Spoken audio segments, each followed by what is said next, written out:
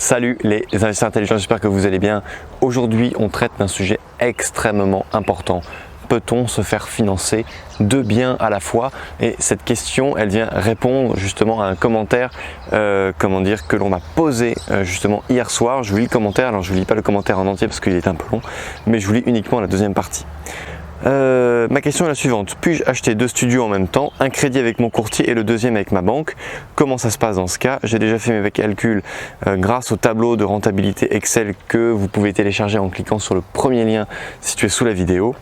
Merci beaucoup, j'attends ta prochaine vidéo, ciao. Donc Eurobien, je vais répondre à ta question qui est très intéressante et je pense que vous êtes plusieurs à vous la poser. Donc on a vu dans ta première partie de commentaire que tu pouvais très bien te faire financer par ta banque un bien à hauteur de 150 000 euros. Donc là on va dire que tu cherches à te faire financer un premier studio pour un montant de 75 000 euros et un deuxième studio pour un autre montant de 75 000 euros. La somme des deux, on fait 150 000 euros. On ne va pas rentrer dans le détail des travaux, des frais notaires, etc. On dit juste que tu te fais financer en totalité 150 000 euros par deux banques différentes. Donc, tu demandes à la banque A, on va prendre par exemple la BNP. La banque A, la BNP, tu lui demandes de te financer ton premier studio à 75 000 euros. Et la banque B, pourquoi pas la Société Générale, alors j'ai aucune action dans ces deux banques, mais c'est juste pour prendre un exemple concret. À la banque B, donc la Société Générale, de te financer le deuxième bien à hauteur de 75 000 euros. Tu as fait signer les deux compromis chez ton notaire, un pourquoi pas le matin et l'autre l'après-midi, donc tu as fait signer deux compromis, pas en même temps parce que c'est deux actes complètement séparés qui n'ont absolument rien à voir. La seule chose qu'ils ont en commun, c'est que toi, tu es le seul et unique porteur de ces deux projets-là. Eh bien, tu risques trois choses. La première chose que tu risques et qui est la moins pire, c'est que les deux banques s'en rendent compte et donc tu es un peu grillé. Tu as un refus de crédit parce que tu n'as pas déclaré le fait, tu as volontairement caché le fait que tu étais en train de faire tout simplement plusieurs demandes de crédit.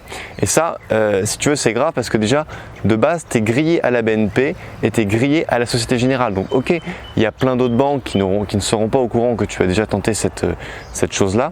Mais déjà, dis-toi que peut-être qu'à vie, à la BNP et à la Société Générale, c'est terminé, tu vas être accusé un petit peu de mensonge, tu vas être fiché dans leur dossier et tout simplement tu te tires une balle dans le pied parce que tu leur as menti sur le fait que lorsque la banque A te demande voilà, est-ce que vous êtes endetté en ce moment?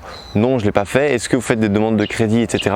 Non, machin. Et quelque part, c'est malhonnête de ta part parce que tu es en train de faire une deuxième demande de crédit et honnêtement, la banque A et la banque B vont le savoir. Ils vont le savoir tôt ou tard et donc qu'est-ce qui va se passer? Deuxième risque, tu risques un fichage au niveau de la Banque de France.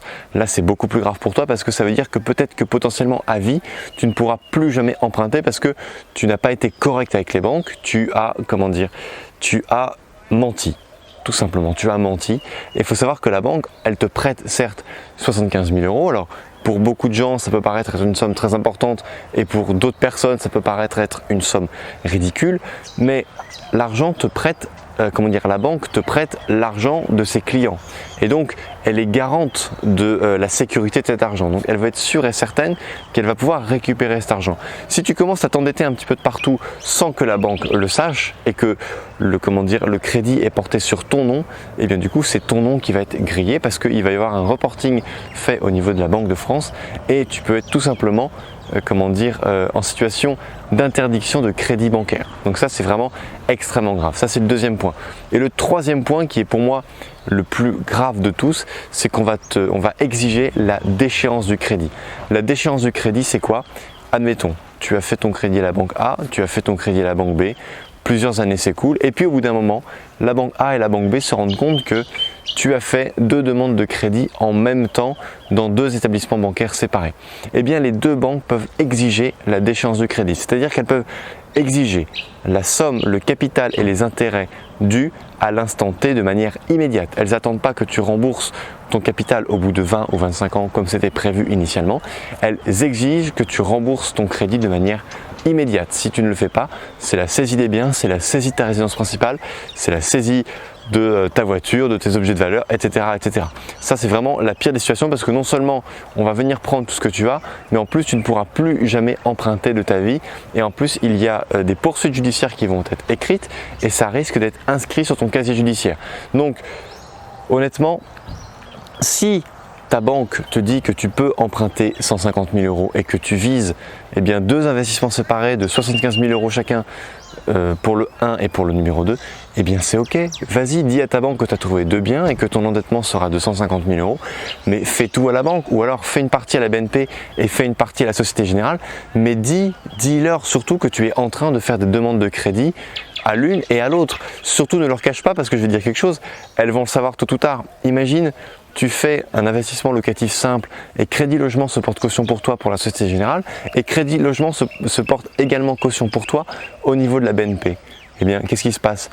La Société Générale va débloquer les fonds pour toi, parce que Crédit Logement va se porter caution. Et un jour ou 3 jours après, BNP fait une interrogation auprès de Crédit Logement pour savoir si tu es finançable ou pas. Et là, Crédit Logement va dire attendez, moi je viens de valider un crédit pour cette personne-là au niveau de la banque Société Générale ou de la banque BNP, je sais plus, enfin je m'en mêle un petit peu les pinceaux. Bref, elle sait qu'elle s'est déjà portée caution pour toi auprès d'une autre banque. Donc là, Crédit Logement va dire ah ben non, écoutez, je peux pas. Il vient déjà de s'endetter à hauteur de 75 000 euros dans une autre banque il y a une semaine, donc c'est terminé. Et là, du coup, je peux te dire que la deuxième banque va te rappeler attendez, monsieur machin, vous m'avez menti, je suis désolé, donc refus de crédit de notre part. Et puis en plus, on peut très bien appeler nos collègues de la BNP pour dire oui, attention, cette personne-là, elle s'est peut-être endettée. Donc là, tu es complètement grillé. Donc faites extrêmement attention parce que vous pouvez tout simplement détruire votre avenir d'investisseur uniquement avec ces petites manières, tout simplement. Donc, si vous le faites, faites-le bien, dites tout, déclarez tout, parce que je vous le dis et je vous l'assure, quoi qu'il arrive, les banques le sauront. Les banques, les États, les gouvernements peuvent absolument tout savoir. Et si vous êtes fiché au niveau de la Banque de France, ça va être inscrit, peut-être pas au niveau de la BCE, mais en tout cas, il fonctionne avec des fichiers partagés. La seule façon que vous puissiez avoir, ce serait que vous puissiez être endetté en Suisse avec un compte en Suisse, un compte vraiment à l'autre bout du monde. Là, effectivement, ça va être beaucoup plus compliqué. Mais lorsque vous en serez à ce niveau, entre guillemets, de magouille, je pense que vous n'aurez rien à faire sur la chaîne des investisseurs intelligents.